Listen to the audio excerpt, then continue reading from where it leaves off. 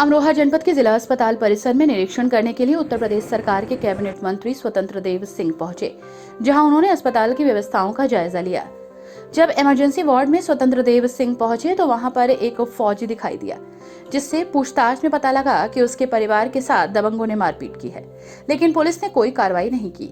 इसके बाद स्वतंत्र देव सिंह ने तुरंत एक्शन लिया और एसपी को मौके पर बुलाने का आदेश दिया। साथ ही पुलिस को बुलाकर उन्होंने पूरे मामले में 1 घंटे में कार्रवाई का आदेश दिया। इसके अलावा मंत्री स्वतंत्र देव ने महिला विंग के वार्ड में जाकर निरीक्षण किया। हॉस्पिटल में आने के बाद जिस प्रकार डॉक्टरों की सोच में देखा और महिला सशक्तिकरण का जिस प्रकार पोस्टर लगाया इन्होंने, देश और दुनिया में नाम करने वाली ऐसी सभी महिलाओं का, ऐसे खिलाड़ियों का, ऐसे सामाजिक क्षेत्र में काम करने वाले, जिससे लोगों को प्रेरणा मिलता है।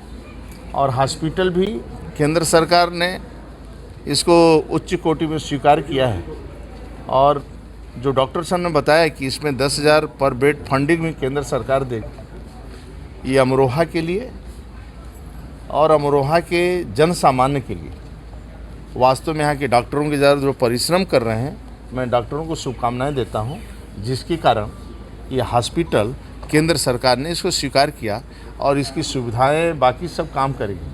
आदरणीय योगी जी के नेतृत्व में जो लोग परिश्रम की पराकाष्ठा हमारे अधिकारी कर्मचारी यहाँ डॉक्टर कर रहे हैं, वास्तव में सम्मान के योग्य है।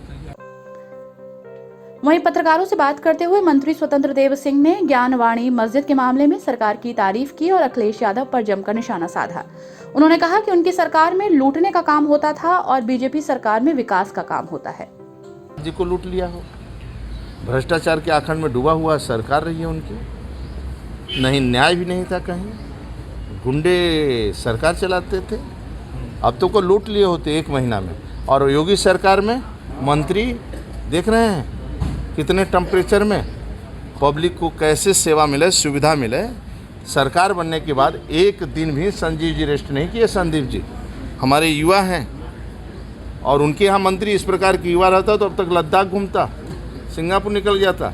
लेकिन गांव-गांव भटक रहे हैं हमारे दोनों मंत्री युवा, और एक एक चीज़ समस्या का समाधान कैसे हो और गरीब, दलित, शोषित, वंचित को न्याय कैसे मिले, उसको सुविधाएं कैसे सरकार को मिले, इसलिए रात दिन हम लोग परिश्रम की पराकाष्ठा कर रहे हैं। ये आदरणीय मोदी जी, आदरणीय योगी जी के नेतृत्व में ये सब काम चल रहा है और ये खुशहाल होगा।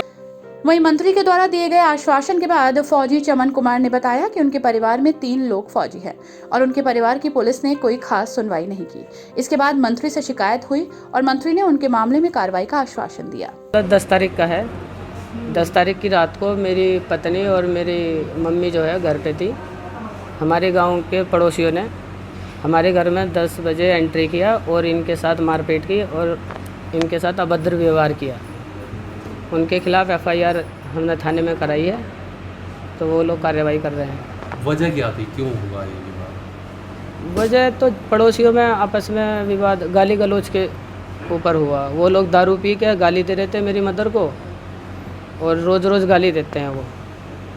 मेरी मदर ने उसका विरोध किया तो उन्होंने घर में घुस के मेरी मदर को बुरी तरह पीटा और मेरी वाइफ को जो 8 मंथ की प्रेग्नेंट है इसको भी बहुत तरह पीटा है और इनके साथ दुर्व्यवहार किया। वो पहले भी गालियां देते थे, आपने कभी इसकी शिकायत कहीं पे की? हाँ, शिकायत की थी।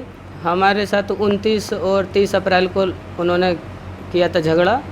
हमारे घर पर कोई नहीं रहता, हम सब लोग फौज में हैं। एक भाई रेलवे में, वो भी बाहर रहता है। मर्द हमारे घर पर कोई नहीं रहता, तो यहाँ पर औरतें रहती हैं बस। मेरे पापा हैं ओल्ड एज, वो सीनियर सिटीजन है। तो उन्होंने क्या किया था, 30 तारीख को मेरे मम्मी पापा को मारा था। हमने थाने में उसमें पुलिस चौकी थी, उसमें तहरीर दी। तो दरोगा साहब आए, उन्होंने मेरे पापा में और उन्होंने समझौता कराया था कि मैं जिम्मेदारी लेता हूँ, आज के बाद कोई लड़ाई नहीं होगी। लेकिन उसके बाद भी उनकी लापरवाही की वजह से इन्होंने हमारे घर में घुस के हमारी महिलाओं के साथ बेरहमी से पिटाई करी। ये लोग अभी इमरजेंसी में भर्ती हैं और उनके खिलाफ कानूनी कार्रवाई की जानी चाहिए। आपका नाम क्या है?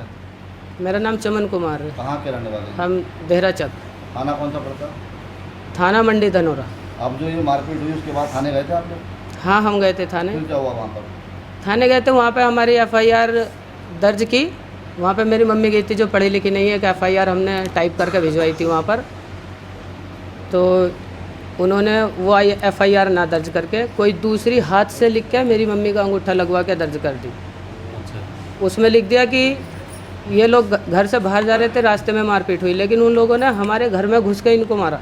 अच्छा, पुलिस ने मामला छुपाया। आपने मंत्री जी को क्या बताया? मंत्री जी को भी इस पूरे मामले के बारे में अवगत कराया। उन्होंने बोला कि हम तुम्हारे साथ न्याय करेंगे और कानूनी उनके खिलाफ कानूनी कार्रवाई होगी।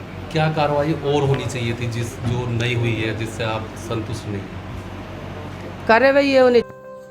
इस दौरान उनके साथ DM और SP भी मौजूद रहे।